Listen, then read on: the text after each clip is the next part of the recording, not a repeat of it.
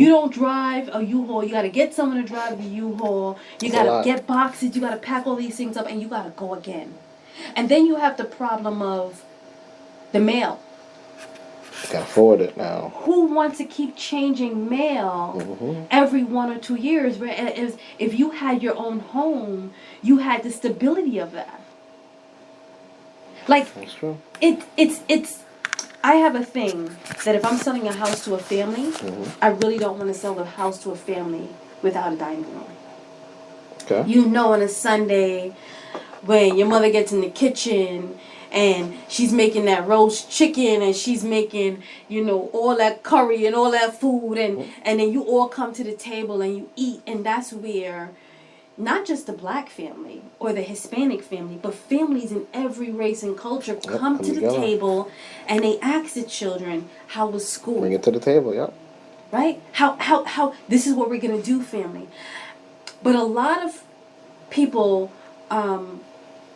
have taken away the dining room and sold homes to the people of black and Hispanic, especially with no dining rooms. They sell us a house that has the kitchen, living room, dining room combo and bedrooms.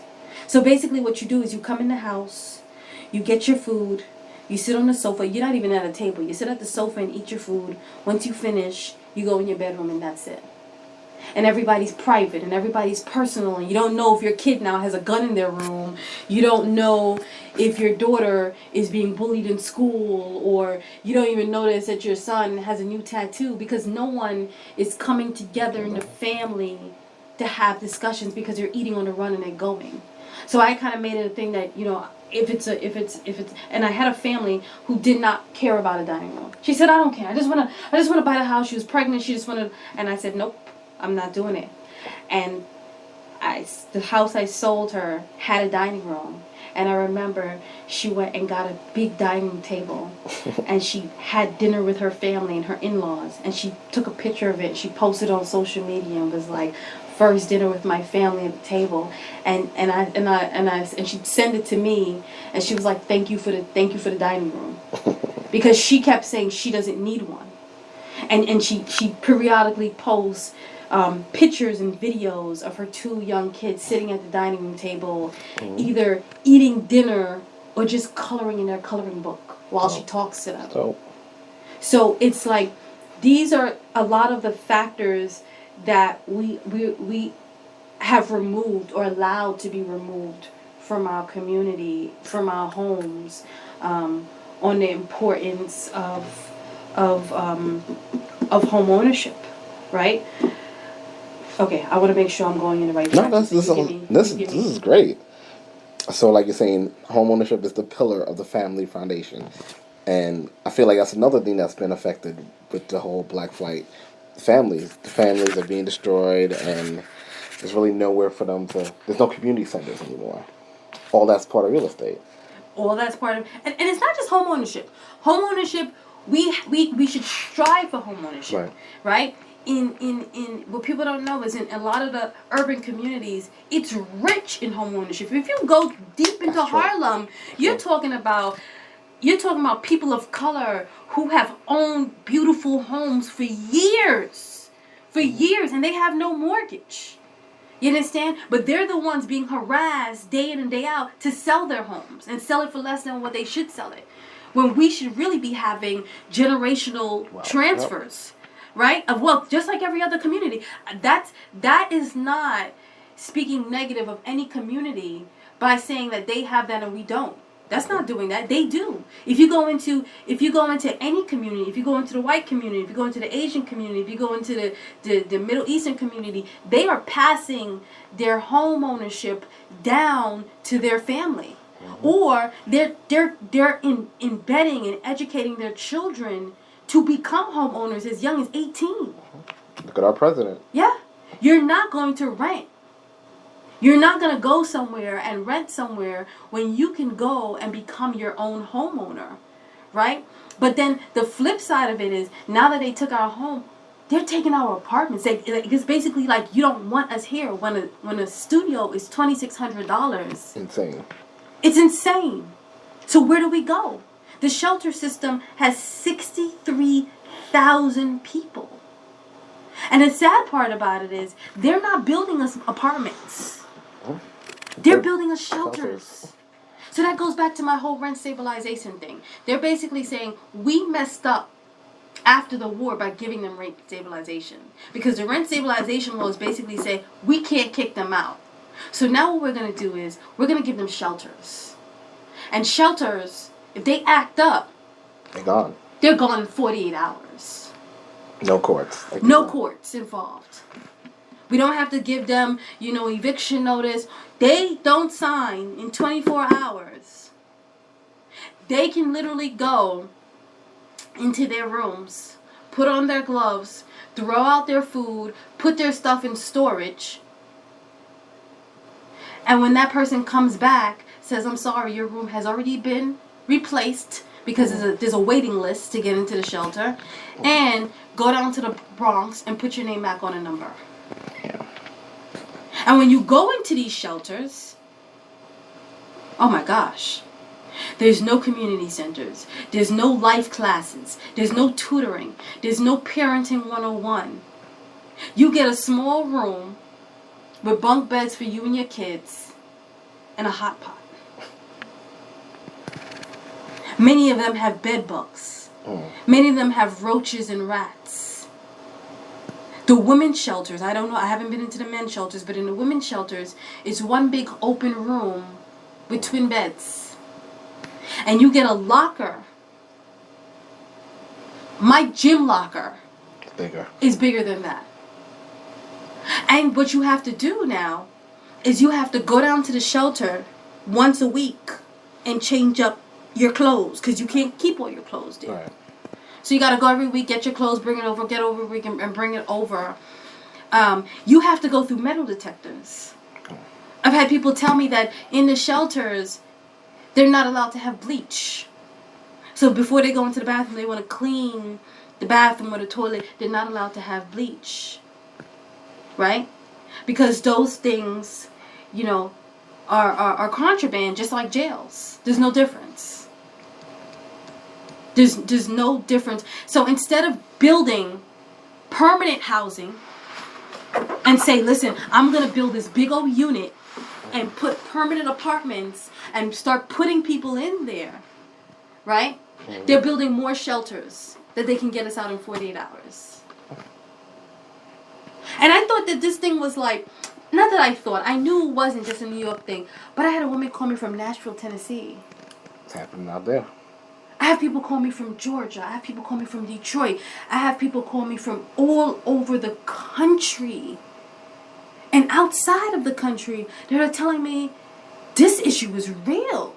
Like, we are being pushed out of our community. Like, we are being targeted to sell our homes and to take bad loans that we can't afford, so our homes can be taken from us, and then we have to go into these high price apartments, or we have to go into the shelter system. But at the end of the day, who owns the properties? Not us. Not us. If you go into the shelter, go into the projects. Okay. The projects are the most beautiful pieces of property I've ever seen in my life. Yep. Well designed. Yep. Well designed. Like the foundation of the projects of New York City NYCHA public housing is beautiful. The foundation, the brick, the community center, the laundry area, the hallway when you come in, right? The playground. You look outside. Go onto the 6th, 7th floor of the projects and look outside. Beautiful landscaping. Yep, I agree. Trees. Grass. Right? But yet, the maintenance is the worst. Right? That's true. And when you think about why the maintenance is the worst, you have to start to think, is it because people want these properties? I heard of a girl, her grandmother has a 5-bedroom in the projects. Imagine a 5-bedroom. A 5-bedroom, from what I was told, in the heart of downtown Brooklyn, in the projects.